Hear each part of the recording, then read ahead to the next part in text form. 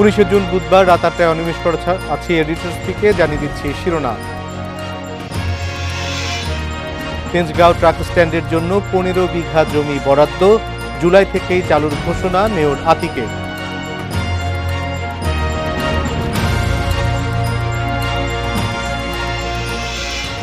সিলেট সুনামগঞ্জে বন্যায় দুর্ভোগে 14 লাখ মানুষ, আগামী 3-4 দিন আরও অবনতির শঙ্কা, 1100 আশ্রয় কেন্দ্র চালু।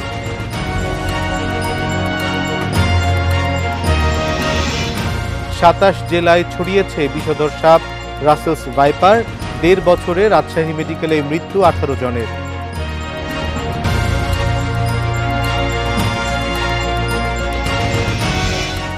তেজগাঁও ট্রাক স্ট্যান্ডের জন্য 15 বিঘা জমি দিয়েছেন প্রধানমন্ত্রী শেখ হাসিনা।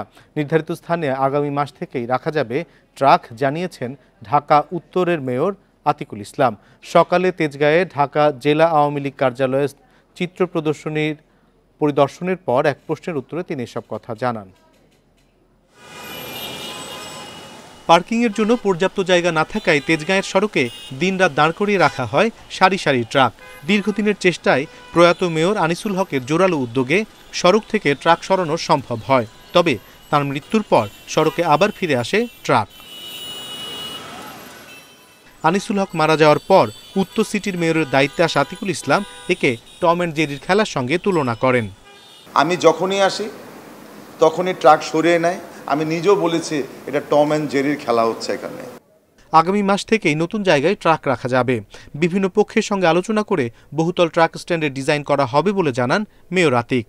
ট্রাক যারা আছেন তাদের সাথে আমরা কথা বলছি কি ধরনের ডিজাইন ওনারা চান, কারণ আমরা স্টেক হোল্ডার যারা থাকবেন তাদের জন্য ট্রাক ড্রাইভাররা কই থাকবে, ট্রাকের স্ট্যান্ড কই হবে, সব কিছু নিয়ে একটা মাল্টি প্ল্যান করতে হবে। সেই প্ল্যানটা আমরা করছি। হয়তো নেক্সট মাসেই আমরা এইটাকে আমরা খুলে আপাতত ট্রাক রাখার জন্য একটা বন্দোবস্ত করব। তেজগাঁয়ে ঢাকা জেলা আওয়ামী লীগের এক চিত্র প্রদর্শনী ঘুরে দেখে সাংবাদিকদের প্রশ্নে তিনি জানান, সংকট সমাধানে তেজগাঁয়ে বিটিসিএল এবং গৃহায়ন ও গণপূর্ত মন্ত্রণালয়ের 15 বিঘা জমি প্রধানমন্ত্রীর নির্দেশে বরাদ্দ দেওয়া হয়েছে। কোনো সরকার প্রধান 15 বিঘা জায়গা ঢাকা শহরের মাঝখানে দিয়ে দেওয়া, এর মাধ্যমে কিন্তু এই আশেপাশের টোটাল শৃঙ্খলাটাকে আমরা সুন্দরভাবে নিয়ে আসতে পারবো।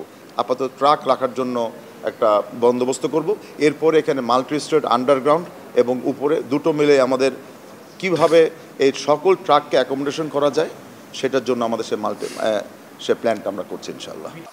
আতিক জানান, 1974 সালে তেজগাঁও ট্রাক স্ট্যান্ডের জন্য জাতির পিতা বঙ্গবন্ধু শেখ মুজিবুর রহমান 1 বিঘা জমি দিয়েছিলেন। তারপর ট্রাকের সংখ্যা দিনে দিনে বাড়লেও বাড়তি জায়গা আর কেউ বরাদ্দ দেয়নি। বর্তমানে তেজগাঁও স্ট্যান্ডে 5800 ট্রাক রাখা হয়। অনিমেষ কর, independent news, Dhaka. Tejgaon truck stand প্রসঙ্গে আলোচনা করতে আমাদের সঙ্গে এই মুহূর্তে আছেন বাংলাদেশ ট্রাক ও কাভার্ড ভ্যান ড্রাইভার্স ইউনিয়নের সাধারণ সম্পাদক মোহাম্মদ আবুল কাশেম পাটোয়ারি। আবুল কাশেম পাটোয়ারি, আপনাকে স্বাগত জানাচ্ছি। এই তেজগাঁতে যে নতুন ট্রাক স্ট্যান্ডটি করার চিন্তাভাবনা করা হলো, এই ব্যাপারে আপনাদের প্রতিক্রিয়া কি এবং এটি আপনাদের কতখানি কাজে লাগবে এবং যে সংকটটি রয়েছে সেই সংকট সমাধান হবে কিনা? ইনশাল্লাহ আমরা স্বাধীনতার পরে আমাদের এই তেজগাঁও ট্রাক টার্মিনালটা, ট্রাক স্ট্যান্ডটা বা বাংলাদেশ ট্রাক ও গভর্নমেন্ট ড্রাইভার্স ইউনিয়ন, এটা জাতির জনক বঙ্গবন্ধু হাতের গড়া সংগঠন এবং উনি 101টি গাড়ি দিয়ে আমাদের এই ট্রাক স্ট্যান্ডের জায়গা স্থাপন করে দেন। আমাদের এখানে এই যে জায়গা, এই জায়গা সরকারি জায়গা, কিছু পিডব্লিউডির জায়গার, বাকি সব রেলের জায়গা। এই পর্যায়ক্রমে গাড়ি বাড়তে বাড়তে আজকে তেজগাঁও ট্রাক স্ট্যান্ডের যে এরিয়াটা, মেয়র আনিসুল হক সাহেবের ক্ষমতা আসার আগে আমরা 7 রাস্তা থেকে রেলগেট, এই রাস্তাটাকে আমরা অবরুদ্ধ করা গাড়ি রাখার ব্যবস্থা স্বাধীনের পর থেকে করি। এখানে অনেক স্কুল কলেজ আছে, আপনারা জানেন, এই পারমগেট এরিয়ায় বা অফিস আদালত আছে, এখানে মানুষ আসা যাওয়া করতে অনেক ভোগান্তি সৃষ্টি হতো।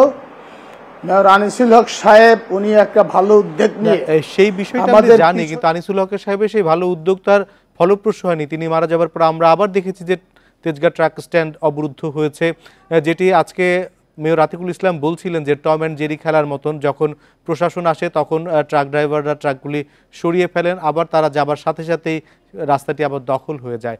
এখন বলছি যে নতুন যে জায়গাটি দেয়া হলো সেই জায়গায় ট্রাক স্ট্যান্ড স্থানান্তরিত হলে এই রাস্তাটি কি অবমুক্ত হবে কিনা? আশা করি ইনশাল্লাহ অবমুক্ত হবে। আমাদেরকে যদি এই যেটা এই নতুন যে জায়গাটা বরাদ্দ প্রধানমন্ত্রী নির্দেশ করবে ঢাকা উত্তর সিটি কর্পোরেশনের মাধ্যমে আমাদেরকে একটা মাল্টি স্টোর ট্রাক টার্মিনাল করে দেওয়ার কথা, এটা করে দিলে আমাদের সম্পূর্ণ গাড়িগুলি এই ট্রাক টার্মিনালে ঢুকে যাবে। আমাদের রাস্তায় আর কোনো গাড়ি রাখার কোনো সুযোগ থাকবে না, আর আমরা থাকতেও দেব না। এখনো আমরা চেষ্টা করি রাস্তার উপরে যেন কোনো গাড়ি না থাকে, কিন্তু আমরা যখন এই সন্ধ্যার পরে রাত্রে চলে আসি তখন ড্রাইভাররা বিভিন্ন দেশের থেকে আইসে গাড়িগুলা এখানে এই রাস্তার উপরে পার্কিং করে অবস্থা চলে যায়।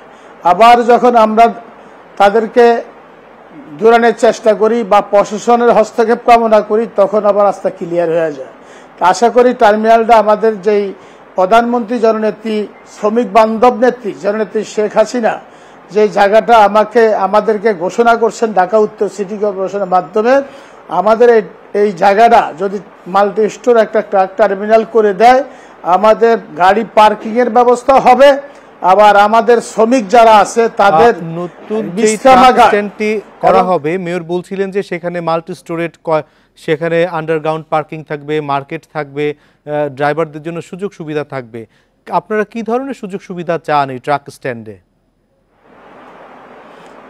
আমাদের সুযোগ সুবিধা হলো, 1 নম্বর হলো গাড়ি রাখার ব্যবস্থা, 2 নম্বর হলো ড্রাইভারদের বিশ্রামাগার, 3 নম্বর হলো শ্রমিক বিভিন্ন দেশের থেকে আসে আইসা গা গোসল করার জন্য একটু জায়গা বরাদ্দ, এবং ড্রাইভারদেরকে বিশ্রামাগার তো দিবেই, তার পাশাপাশি গাড়ির রানিং গাড়িগুলা কিছু সামান্য কাজ করার জন্য একটা সুযোগ সুবিধা দিতে হবে।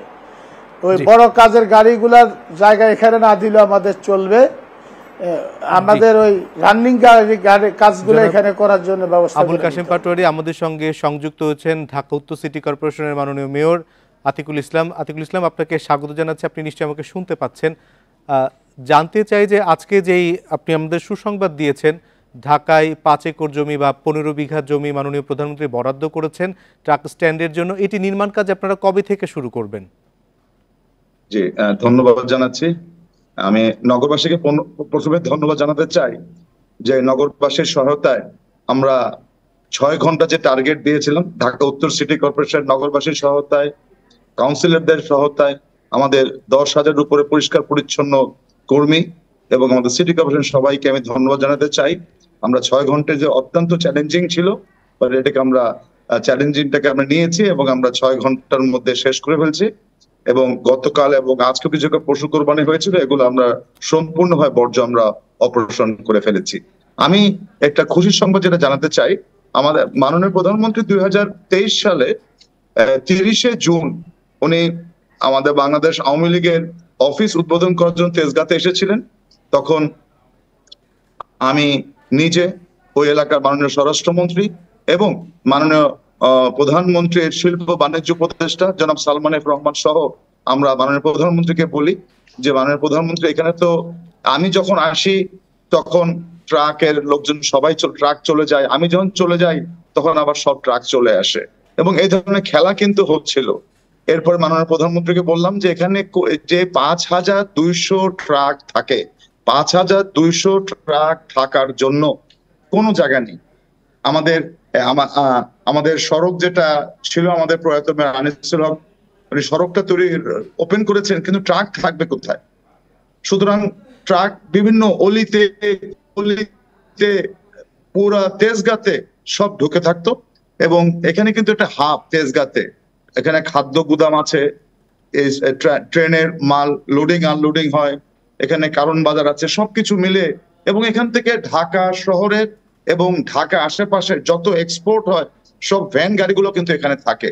কিন্তু বাস্তব সত্য কথা, এখানে কোনো ট্রাক স্ট্যান্ড নেই।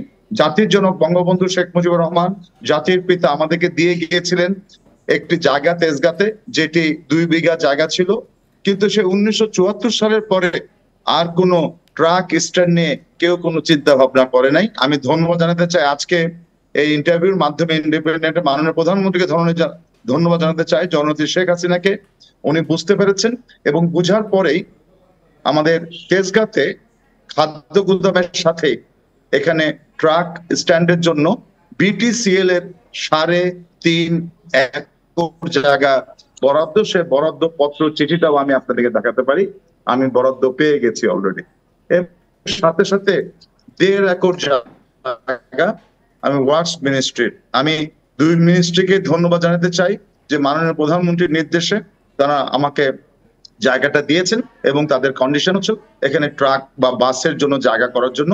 আমরা এখন ট্রাকের যারা মালিক আছে, ট্রাকের যারা শ্রমিক লিডাররা আছে, তাদেরকে ডাক দিয়ে আমরা একটা স্টেক হোল্ডার মিটিং করব, কারণ ওখানে তো ট্রাকে যারা থাকেন ওদেরকে নিয়ে মিটিং না করে এবং আপনার অনেক পরিকল্পনার কথা আজকে আমাদেরকে বলছিলেন। মাননীয় মেয়রের কাছে আসার আগে একটু আবুল কাশেম পাটোয়ারির কাছ থেকে জেনে আসতে চাই তাদের কথা একটু। জনাব আবুল কাশেম পাটোয়ারি, মেয়রের কাছে আপনাদের কোনো দাবি আছে কিনা এই ট্রাক স্ট্যান্ড ঘিরে?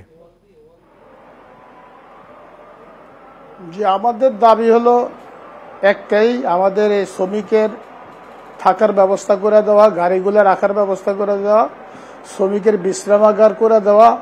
মেয়র সাহেবের সাথে আমাদের সাথে অনেক কথা হয়েছে এবং আমাদের এই ঢাকা 12 আসনের মাননীয় সংসদ গণপ্রজাতন্ত্রী বাংলাদেশ স্বরাষ্ট্রমন্ত্রী মহোদয়ের কাছে আমরা দাবি করেছি। উনি আমাদের এই দাবির পরিপ্রেক্ষিতে মাননীয় প্রধানমন্ত্রী দেশরত্ন জননেত্রী শ্রমিক বান্ধব নেত্রী শেখ হাসিনাকে ঢাকা জেলা আওয়ামী লীগ অফিসে ওনাকে প্রস্তাব দেয়। প্রস্তাব দেওয়ার পরেই উনি এই ইতিহাস আমরা জানি। আমরা আবার একটু মেয়র মহোদয়ের কাছে যেতে চাই। জনাব আতিকুল ইসলাম, তারা তাদের দাবির কথা বললেন, একটু জানতে চাই যে আপনাদের কর্মপরিকল্পনাটি কবে থেকে শুরু করবেন এবং সেটি কতদিনের মধ্যে শেষ হবে? যে আমরা ধন্যবাদ, আমরা ইতিমধ্যে আমাদের কনসালটেন্ট একটা নিয়োগ করেছি, কারণ আপনারা জানেন যে কোনো কাজ করার জন্য একটা কনসালটেন্টকে নিয়োগ করা হয়। এটা নিয়োগ প্রক্রিয়া অলরেডি শুরু হয়ে গেছে। আমাদের জিএম ট্রান্সপোর্ট ডিভিশনকে বলা হয়েছে এবং GM transport division already consultant নেওয়ার জন্য টেন্ডার প্রসেস যা যা করা দরকার সব কিন্তু আমরা অন এয়ারে করে দিয়েছি এবং আমাদের কনসালটেন্ট নিয়োগের মাধ্যমে আজকে যে কথাগুলো বলছেন, কারণ মাননীয় প্রধানমন্ত্রী কিন্তু বলেছেন বাস হোক বা ট্রাক হোক তাদেরকে কিন্তু আমাদের একটা বিশ্রামের জায়গা দিতে হবে, একটা রেস্টিং প্লেস দিতে হবে, এখানে টয়লেট ফ্যাসিলিটিস থাকবে, এখানে আরো কি কি ফ্যাসিলিটিস দরকার সবগুলোই কিন্তু আমাদেরকে করতে হবে। এখন অবভিয়াসলি ট্রাক যত ট্রাক থাকে সেই তত ট্রাককে আমরা কি এখন জায়গা করতে কি পারবো না সেটিও কিন্তু আলাপ আলোচনার মাধ্যমেই কিন্তু হবে এবং কিন্তু মাল্টি স্ট্রিট করতে হবে। এখানে আমি একটু বলে রাখি যে আমাদের যেটা আমরা পেয়েছি, আমরা তেজগাঁও শিল্প এলাকা থেকে আমরা ডাক ও টেলিযোগাযোগ বিভাগ থেকে পেয়েছি প্রায় 3.81 একর এবং গৃহায়ন ও পূর্ত মন্ত্রণালয় থেকে পেয়েছি 1.61, অর্থাৎ 5.42 একর বা 16.5 বিঘা। সুতরাং এটি কিন্তু একটা বিরাট বড় একটা মেসেজ বহন করে। আমরা ধন্যবাদ জানাই আমি আবার মাননীয় প্রধানমন্ত্রী জননেত্রী শেখ হাসিনাকে এবং আমাদের ওই এলাকার আমাদের মাননীয় স্বরাষ্ট্রমন্ত্রী আমাদের বীর মুক্তিযোদ্ধা আসিফুজ্জামান খানকে। এখন আসলে তেজগাঁতেও যেরকম দরকার এরকম ট্রাক স্ট্যান্ড বা বাস স্ট্যান্ড কিন্তু সব জায়গাতেই দরকার। আমাদের এই যে ডাম্পিং করে রাখা হয় গাড়িগুলাকে থানার সামনে, এটারও কিন্তু জায়গা কিন্তু দরকার। একটি স্মার্ট বাংলাদেশের স্মার্ট সিটি করতে গেলে কিন্তু এগুলা বাস্তব সত্য যে ট্রাকের জায়গাও যেরকম লাগবে আমাদের বাসেরও জায়গা লাগবে। আপনার জন্য খুশি হবে যে মহাখালীর সামনে যে বাসগুলা দাঁড়িয়ে থাকে আমরা কিন্তু পিছনে অনেক জায়গা কিন্তু আমরা উদ্ধার করতে পেরেছি, প্রায় 4 বিঘার মতন। সুতরাং এটি কিন্তু একটা গুড মেসেজ যে পিছনে দেখা গেছে আমাদের খাস জমি গভর্নমেন্টের কে বা কাহারা কাগজপত্র বানিয়ে তারাও কিন্তু বলছে তাদের জমি, তারা বলছে মহানগর জমি আমাদের জমি আছে। আমি যখন বললাম সিএস দাগে কি আছে তারা কিন্তু দেখাতে পারে না। সুতরাং আমরাও চাচ্ছি মহাখালী বাস স্ট্যান্ডের পিছনে জায়গাটাকেও বড় করার জন্য।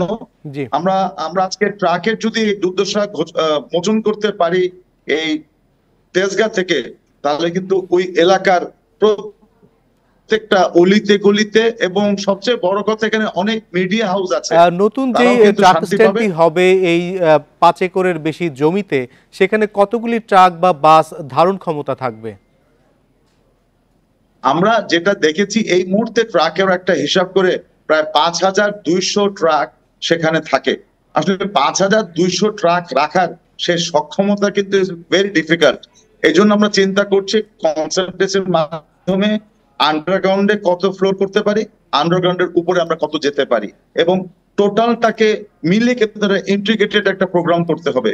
শুধু করে দিলে কিন্তু হবে না, এখানে বাস্তবতা ট্রাক অ্যালাইনমেন্টে কি হবে, ট্রাক উপরে উঠবে কি, অ্যালাইনমেন্টে ট্রাক নিচে নামবে, আমরা সবকিছু করলাম, দেখা গেল এটা ইউজ করা যাবে না।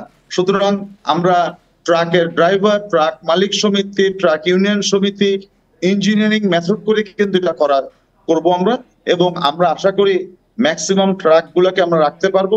শুধু ট্রাক রাখলে হবে না, ট্রাক ঠিক করার জন্য এখানে কিছু গ্যারেজও করে দিতে হবে, নাহলে ট্রাক কই ঠিক করবে, নাহলে আমাদের রাস্তার উপরে আসবে। আমাদের সময় খুব সংক্ষিপ্ত, একটু ছোট করে জানতে চাই যে এটি কত দিনের মধ্যে হতে পারে এই ট্রাক স্ট্যান্ডটি? আপনি বলছিলেন যে সামনের মাসে থেকে হয়তো খুলে দেবেন, কিন্তু আপনার যে কর্মপরিকল্পনা সেটি শেষ হতে কতদিন লাগতে পারে? দেখুন, একটা কর্মপরিকল্পনা এবং বাস্তবায়ন এটি করতে অবভিয়াসলি আমায় কিন্তু বেশ কিছুদিন সময় লাগবে, কিন্তু আমি এই মুহূর্তে ওখানে আমি ইট দিয়ে আমি হেরিং বোন করে আপাতত ট্রাক গুলোকে রাখার জন্য বন্দোবস্ত করে দিব। তারপরে 2টা ফেজে আমরা কাজ শুরু করব, এবং আমি আশা করি যে ইনশাল্লাহ সামনের বছর থেকেই ডেফিনেটলি 2025 থেকে আমাদের কনস্ট্রাকশন কাজ কিন্তু শুরু হয়ে যাবে। এটি কিন্তু আমি আপনাকে অনেক ধন্যবাদ আমাদেরকে সময় দেওয়ার জন্য। একই সঙ্গে আবুল কাশেম পাটোয়ারি, আপনাকেও ধন্যবাদ জানাচ্ছি। টানা বৃষ্টি ও উজানের ঢলে সিলেট ও সুনামগঞ্জের অনেক নতুন এলাকা প্লাবিত হয়েছে। 2 জেলায় বন্যা কবলিত প্রায় 14 লাখ মানুষ।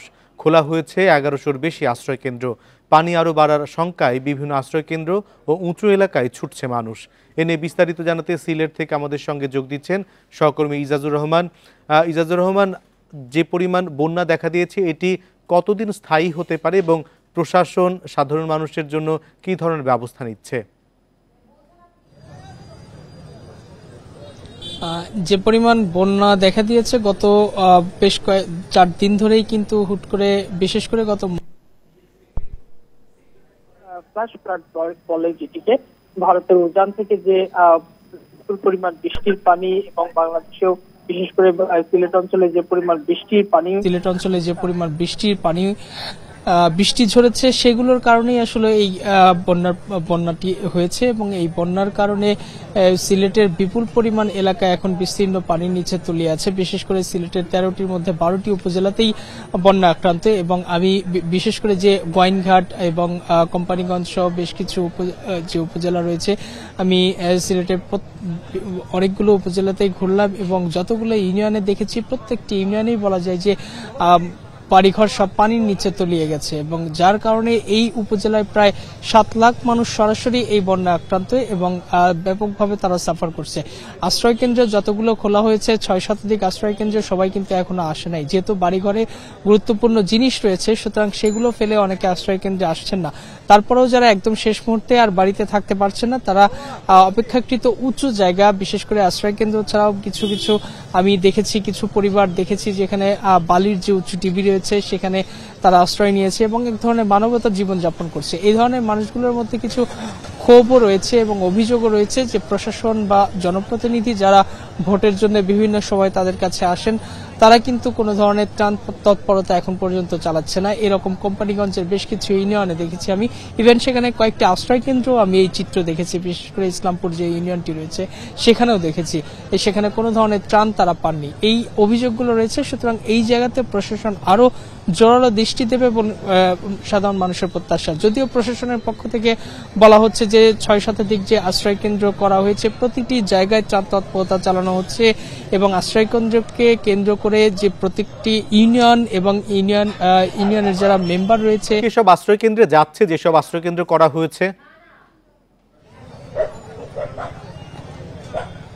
সাধারণ মানুষ যখন আর বাড়িতে থাকতে পারছে না, অর্থাৎ যখন ঘরের চাল ডুবে যাচ্ছে, এরকম সিচুয়েশন যখন চলে আসছে, তখন কিন্তু আর তারা বাড়িতে থাকছেন না। বিশেষ করে নৌকা নিয়ে তারা অপেক্ষাকৃত উঁচু জায়গা, যদিও সেটার খুবই সংখ্যা কম, সেক্ষেত্রে আশ্রয়কেন্দ্রের দিকেই তারা শেষ মুহূর্ত পর্যন্ত ছুটছেন। এবং এমনও কিছু পরিবার আমরা দেখেছি নিতান্তই গরিব ফ্যামিলি, যারা সারা বছরের যে ধান চালের যে তাদের যে সংরক্ষণে রাখা হতো সেই সবগুলো চাল ডুবে গেছে, ধান ডুবে গেছে, এবং বছরের বাকি সময়টা তারা কিভাবে কাটাবেন সেটা নিয়ে প্রচন্ড সন্দিহান এবং মানবেতর জীবন যাপন করছেন। এইরকম চিত্র আমরা কিন্তু আজ সারাদিন ঘুরে ঘুরে দেখেছি। ইজাজ, আপনাকে অনেক ধন্যবাদ। দেশের ২৭ জেলায় ছড়িয়েছে বিষধর সাপ রাসেলস ভাইপার। বেশি ছড়াচ্ছে পদ্মা নদীর তীরবর্তী জেলাগুলোতে। গবেষকরা বলছেন অনুকূল আবহাওয়ার কারণেই ছড়াচ্ছে রাসেলস ভাইপার। এই সাপের কামড়ে ১.৫ বছরে শুধু রাজশাহী মেডিকেলেই মারা গেছেন অন্তত ১৮ জন। এ নিয়ে আলোচনা করতে আমাদের সঙ্গে যোগ দিচ্ছেন বাংলাদেশ ভেনম রিসার্চ সেন্টারের সমন্বয়ক ও গবেষক ডাক্তার আব্দুল্লাহ আবু সাইদ। ডাক্তার আব্দুল্লাহ আবু সাইদ, আপনাকে স্বাগত জানাচ্ছি। বিলুপ্ত বিষধর রাসেলস ভাইপারের আনাগোনা হঠাৎ এত বাড়লো কেন? আসলে রাসেলস ভাইপার বাংলাদেশে অনেক প্রাচীনকাল থেকে ছিল। মধ্যে আমরা বেশ কিছু বছর আসলে রাসেলস ভাইপারের ওইরকম ডেফিনিট কোনো সন্ধান পাচ্ছিলাম না। 2012-13 সাল থেকে রাজশাহীর তানোরে প্রথম যে রাসেলস ভাইপারে মানে তখনকার সময় বলা যায় যে কৃষকদের জন্য একটা ত্রাসের মতন, যে তারা ধান কাটতে যেতে ভয় পেত। তো এরপর থেকে ধীরে ধীরে পদ্মা অববাহিকা না শুধু আমাদের পদ্মা, যমুনা এবং ধীরে ধীরে মেঘনা অববাহিকা হয়ে আমাদের অলমোস্ট 27টি জেলাতে এই রাসেলস ভাইপার এখন ছড়িয়ে পড়েছে। যেহেতু পানিতে এই সাপটি পানির সাথে চলমান গতিতে থাকতে পারে, সেই হিসাবে ওরা বিভিন্ন জেলায় পানির মাধ্যমে তো যাচ্ছে। এছাড়াও রাসেলস ভাইপার আসলে দ্রুত বংশ বিস্তারও করতে পারে। রাসেলস ভাইপারের সেই হিসাবে বাংলাদেশের রাসেলস ভাইপার আসলে বিভিন্ন জেলায় বিভিন্ন ভাবে আস্তে আস্তে আস্তে করে ছড়িয়ে পড়ছে। জি, এই রাসেলস ভাইপার কেন এত ভয়ঙ্কর? রাসেলস ভাইপার আসলে বাংলাদেশে তো আমাদের বাংলাদেশে বিষধর যে সাপগুলো আছে, যে আমাদের যে সাধারণত যে কোবরা, ক্রেইট এবং ভাইপার গ্রুপের রাসেলস ভাইপার এবং সবুজ সাপ বা গ্রিন পিট ভাইপার, এই যে সাপগুলো ছিল ওর মধ্যে মৃত্যু হারের দিক দিয়ে রাসেলস ভাইপার অনেক বেশি মারাত্মক ধরা হলেও আসলে কিন্তু বিষধর সাপ হিসাবে রাসেলস ভাইপারের চেয়েও বিষধর সাপ বাংলাদেশে আছে। রাসেল ভাইপারের যে সমস্যাগুলো, যে আমাদের যে প্রান্তিক এলাকাগুলোতে গ্রামে যে রাসেলস ভাইপারে আক্রমণের শিকার হচ্ছে কৃষকরা, এটা তো কিছুটা হচ্ছে অসাবধানতার কারণে। কারণ আসলে তো সাপ কখনো মানুষকে নিজে থেকে যে কামড় দেয় না। সাপের ক্যারেক্টারিস্টিক্সটা না, সাপ আসলে মানুষকে আক্রমণ করে নিজেকে আত্মরক্ষার জন্য। যেমন ধান কাটার ওখানে কৃষকরা যখন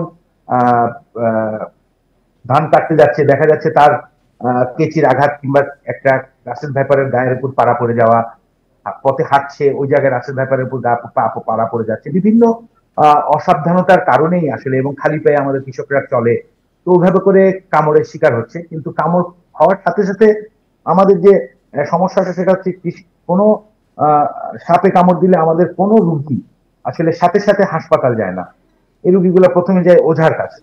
ওঝার কাছে কিছু কালক্ষেপণ হয় এবং আমাদের যে প্রাথমিক যে চিকিৎসার যে জ্ঞানগুলা, ধারণাগুলো আমাদের মধ্যে খুব কম, যে একটা সাপে কামড় দিলে আমাদের ওই মুহূর্তে করণীয়টা কি, এই ব্যাপারে যে প্রাথমিক জ্ঞানগুলা জনসাধারণের মাধ্যমে এটা আসলে সবার কাছে যদি যখন আমরা ছড়াই দিতে পারবো, এটা আসলে সবার মধ্যে ধারণাটা কম। তো এই কারণে দেখা যায় রাসেলস ভাইপার কামড়ালে তাহলে কি করতে হবে? রাসেলস ভাইপারের জন্য বিশেষায়িত অ্যান্টিভেনম কি আমাদের বাংলাদেশে রয়েছে এবং এই অ্যান্টিভেনম কতটা কার্যকরী?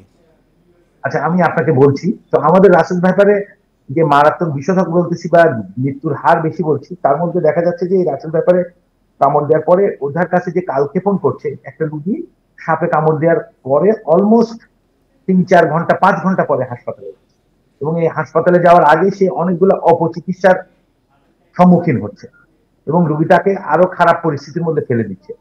তো এই পরিস্থিতিতে যখন হাসপাতালে যায়, আমাদের দেশে অ্যান্টিভেনম আছে, আমরা যে অ্যান্টিভেনম ব্যবহার করি পলিভ্যালেন্ট অ্যান্টিভেনম, এই অ্যান্টিভেনম গুলো যদিও আমরা পার্শ্ববর্তী দেশ ইন্ডিয়া থেকে ইন্ডিয়ার সাপের এগেনস্টে তৈরি অ্যান্টিভেনমই আমরা বাংলাদেশে ব্যবহার করছি। তো এই 4 বিগ স্নেক যেগুলো ইন্ডিয়ার 4টা সাপের এগেনস্টে তৈরি অ্যান্টিভেনম, সেটি বাংলাদেশে মোটামুটি কার্যকর, এবং এটা দিয়ে আমরা বিগত 2 যুগেরও বেশি আমরা অ্যান্টিভেনম ব্যবহার করছি আমাদের দেশে। তো এবং এই অ্যান্টিভেনম যথেষ্টই আমাদের দেশের মৃত্যুর হার কমাতে সাহায্য করছে। আর রাসেলস ভাইপারের যে অ্যান্টিভেনম সেটি যেহেতু ভারতের, তো আমাদের দেশে যে রাসেলস ভাইপার এবং ভারতের যে রাসেলস ভাইপার তাদের ভেনমের কিছু স্ট্রাকচারাল ডিফারেন্স থাকে, তারপরেও আমাদের দেশের এই অ্যান্টিভেনম যে একদম কার্যকর না সেটা বলা যাবে না। কিন্তু ওই যে বললাম, নিয়মিত বা যথাসময়ে চিকিৎসা শুরু করলে, চিকিৎসার সাথে সাপোর্টিভ যে চিকিৎসাগুলো আছে সেগুলো যদি দেওয়া যায়, তাহলে অবশ্যই রাসেলস ভাইপারের চিকিৎসা আমার মনে হয় কার্যকরী চিকিৎসা আছে। আর আমরা আমাদের যে প্রশ্নটা করেছিলেন যে আমাদের আসলে ওই মুহূর্তে আসলে করণীয় কি, প্রথম যে কাজগুলো আসলে আমরা সাধারণত করি না, যেমন রাসেলস ভাইপার আসলে হেমাটোটক্সিক একটা ভেনম তার মধ্যে আছে, যেটা হচ্ছে আমাদের রক্ত জমাট বাঁধা প্রক্রিয়াকে ব্যাহত করে। তো রাসেলস ভাইপারে কামড় দেওয়া মাত্রই ওই জায়গাগুলো ফুলে যায়, ওই জায়গা দিয়ে ব্লিডিং হতে পারে। একটা রাসেলস ভাইপারের রোগী হঠাৎ করে শকে চলে যেতে পারে, তার ব্লাড প্রেশার ফল করতে যেতে পারে, তার কিডনির সমস্যা হতে পারে। তো আমাদের এই মুহূর্তে আসলে রাসেলস ভাইপারে কামড় দিলে যদি আমাদের পায়ে কামড় দেয়, তাহলে আমাদেরকে অবশ্যই নিয়ম মানতে হবে যে আমরা উই উইল নট ওয়াক, আমরা ওই মুহূর্তে রোগীটার পাটাকে অচল করে দেওয়ার চেষ্টা করব। যে একটা পাকে আমরা যেভাবে করে পা ভাঙলে যেরকম ভাবে আমরা স্প্রিন দিয়ে পাটাকে সোজা করে রাখতে পারি এবং রোগীটাকে হাঁটতে দেওয়া যাবে না, হাতে কামড়ালে হাতটাকে আমরা ইমোবিলাইজেশন, এখন আর টর্নিকয়েড যেটা বাঁধনের যে ব্যাপারটা, এটা সাইন্টিফিক্যালি এখন বলা হচ্ছে যে আমরা প্রেসার ইমোবিলাইজেশন দিব, অর্থাৎ একটা প্রেসারে আমরা ব্যান্ডেজের মতন করে হাতটা বেঁধে ঝুলিয়ে রাখতে পারি। ওরকম পরিস্থিতিতে রোগীটাকে যথাসম্ভব যত দ্রুত পারা যায় হাসপাতালে প্রেরণ করতে হবে, পুরো চিকিৎসাটাই হাসপাতালে রয়েছে। অর্থাৎ যত তাড়াতাড়ি পারা যায় চিকিৎসকের শরণাপন্ন হতে হবে। ডক্টর আব্দুল্লাহ আবু সাইদ, আপনাকে অনেক ধন্যবাদ আমাদেরকে সময় দেওয়ার জন্য। এই ছিল এডিটর স্পিকে। ইন্ডিপেন্ডেন্ট টেলিভিশনের সব খবর আরো বিস্তারিত জানতে চোখ রাখুন ফেসবুক, ইউটিউব এবং এক্সে। সাথে থাকার জন্য ধন্যবাদ।